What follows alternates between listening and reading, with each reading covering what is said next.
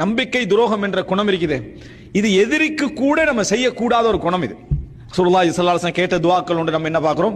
மின் ஷமாத்தத்தில் அஅதா, எனக்கு நடக்கக்கூடிய அதாவது வீழ்ச்சி, எனக்கு நடக்கக்கூடிய பாதிப்பு, சோதனையில எதிரிகள் சந்தோஷம் அடையாத அமைப்புல என்னை பாதுகாத்துரு, எதிரிகள் சந்தோஷம் அடையாத அமைப்புல என்னை பாதுகாத்து விடு அப்படின்றான். அப்துல் மலிக் இப்னு மர்வான் ரஹிமஹுல்லா அவர்கள் சொல்கிறார்கள், அவருடைய என்கிட்ட உள்ள சில அவர் ஒருத்தர் பாராட்டுற நேரத்தில் அவர் சொல்றார், என்கிட்ட பெரிதாக இல்லை, ஆனால் நான் எந்த ஒரு எதிரியுடைய தோல்வியிலும் எந்த எதிரியுடைய சோதனையிலும் நான் சந்தோஷம் அடைந்ததில்லை என்றார்.